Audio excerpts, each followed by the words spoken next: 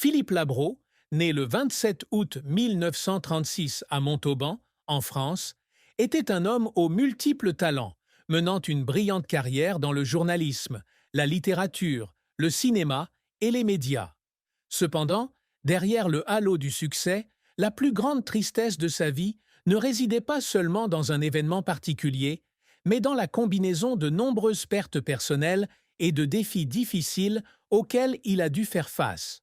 L'une de ses plus grandes souffrances fut son combat contre le cancer, une maladie qu'il emporta le 4 juin 2025. Diagnostiqué dans ces dernières années, il souffrit de douleurs physiques et de troubles mentaux, conscient que son temps était compté. La maladie non seulement affaiblissait son corps, mais le tourmentait aussi par des pensées de projets inachevés, d'histoires non écrites et de publics qu'il n'avait pas encore révélés au monde. Ayant toujours consacré sa vie à l'art et aux médias, l'impossibilité de continuer à créer et à contribuer est une grande souffrance pour lui. Dans une rare interview accordée à RTL en 2023, il confiait ne pas avoir peur de la mort, mais de ne pas avoir assez de temps pour raconter toutes ses histoires. Cette tristesse est encore plus profonde lorsqu'il pense à sa famille, et notamment à ses 3 enfants, Clarisse, Jean et Valérie, qu'il aime, mais avec lesquels il ne peut parfois pas passer suffisamment de temps en raison de sa carrière bien remplie. L'éloignement émotionnel et physique avec ses enfants pendant les années les plus fastes de sa carrière le préoccupe constamment. De plus, une expérience de mort imminente en 1994, lorsqu'il a souffert d'une grave maladie pulmonaire et laryngée, l'a laissé obsédé par la fragilité de la vie.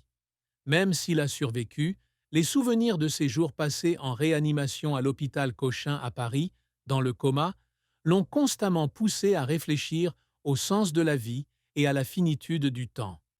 La plus grande tristesse de Philippe Labro n'était donc pas seulement sa maladie, mais aussi la prise de conscience qu'il ne pourrait pas réaliser tous ses rêves, qu'il ne pourrait plus être avec sa famille et qu'il ne pourrait plus continuer à raconter les histoires qui, selon lui, changeraient la façon dont le monde voit les choses. La carrière de Philippe Labro est un long parcours, fait de hauts et de bas, reflet de son talent polyvalent et de sa persévérance acharnée. Né à Montauban, une paisible ville du sud de la France, Philippe Labro manifeste très tôt une passion pour la littérature et la communication. À 15 ans, il remporte un concours de journalisme organisé par Le Figaro et devient rédacteur en chef du Journal des Jeunes, un début prometteur pour sa carrière de journaliste. En 1954, à 18 ans, il reçoit la bourse Zelidja, qui lui permet d'étudier à l'université Washington and Lee en Virginie, aux États-Unis. Cette expérience élargit non seulement ses horizons, mais suscite aussi un profond amour pour la culture américaine qui influencera profondément son œuvre littéraire et cinématographique. De retour en France, il débute sa carrière de journaliste professionnel à Europe, en 1957, puis travaille comme reporter pour des journaux tels que Marie-France et France Soir. À France Soir, il a eu l'occasion de couvrir l'assassinat du président John F. Kennedy en 1963, événement qu'il a relaté dans son livre « On a tiré sur le président ». Il a même rencontré Jack Ruby, l'assassin de Lee Harvey Oswald, quelques jours avant l'incident, et a ensuite été convoqué par la commission Warren pour enquêter. Ces expériences ont non seulement confirmé son talent, mais lui ont aussi valu une renommée internationale. À la télévision, Philippe Labro a également laissé une empreinte profonde. Il a été producteur de l'émission Caméra 3 sur la 2e chaîne de l'ORTF de 1964 à 1968 et a également travaillé pour des journaux prestigieux tels que le Journal du Dimanche et Paris Match. En 1979, il est devenu rédacteur en chef de RTL et de 1985 à 2000, il a été directeur des programmes, puis vice-président et directeur général adjoint d'Eddy Radio, RTL. En 2005, il fonde avec Vincent Bolloré la chaîne de télévision Direct 8, devenue plus tard D8 et C8, où il anime l'émission Langue de bois s'abstenir, rebaptisée plus tard L'essentiel chez Labro. jusqu'à sa disparition en 2025. Ses succès font de lui l'une des figures majeures des médias français, capable de toucher profondément le public grâce à des récits incisifs et authentiques.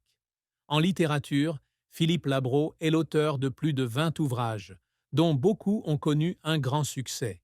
Son roman L'étudiant étranger, paru en 1986 et relatant ses études aux États-Unis, a remporté le prix Interallié, une prestigieuse distinction littéraire.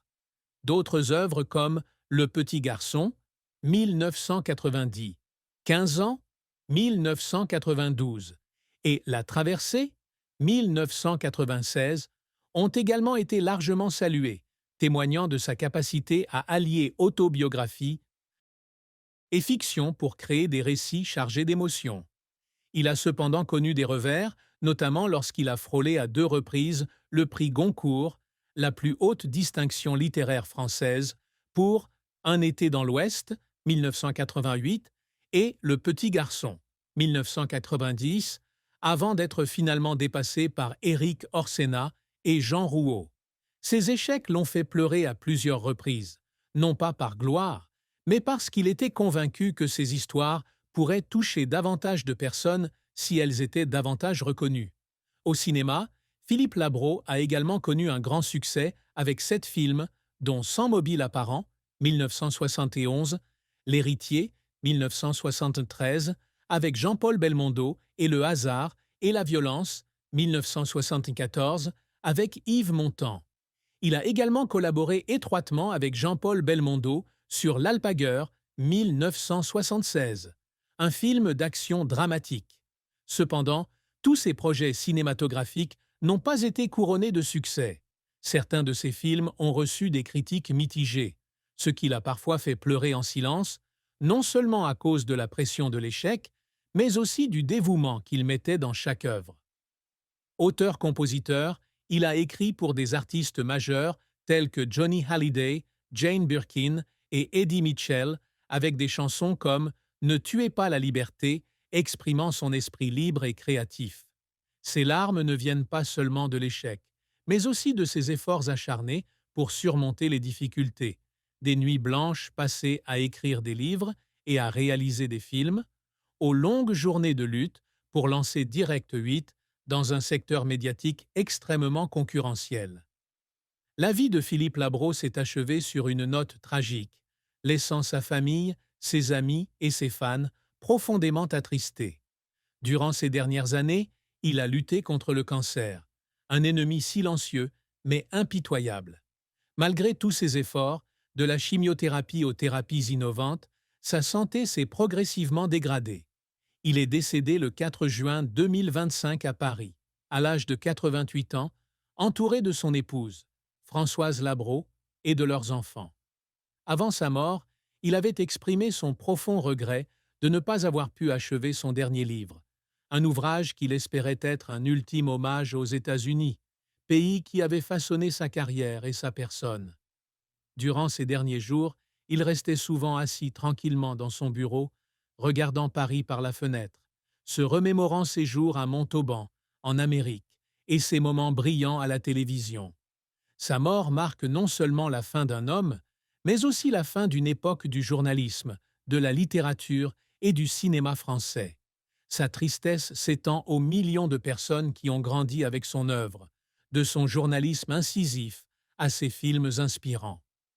L'amour et le mariage de Philippe Labro ont marqué sa vie, discrètement mais significativement.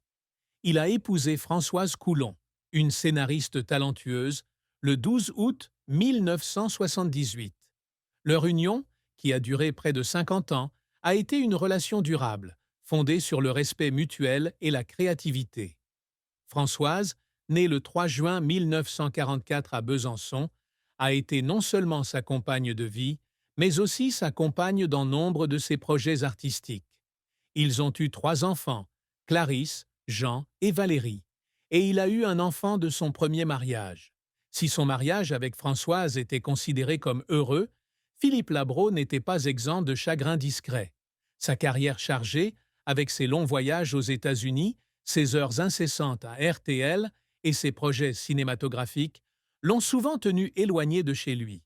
Dans une rare interview accordée en 2017, il avouait se sentir coupable de ne pas pouvoir être davantage avec ses enfants, surtout durant leurs premières années. Ce chagrin n'était pas dû à un échec conjugal, mais à l'incapacité de concilier son amour pour sa famille et sa passion pour son travail.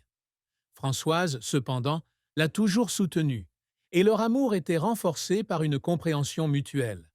Il avait confié un jour à Paris Match que Françoise était le miracle de sa vie, celle qui l'avait aidé à trouver l'équilibre dans les moments les plus difficiles. Un secret méconnu, que Philippe Labro a gardé secret pendant de nombreuses années, est sa lutte silencieuse contre la dépression dans les années 90. Au sommet de sa carrière à RTL, et alors qu'il réalisait de grands films, la pression du travail et les attentes personnelles l'ont plongé dans une période de crise mentale.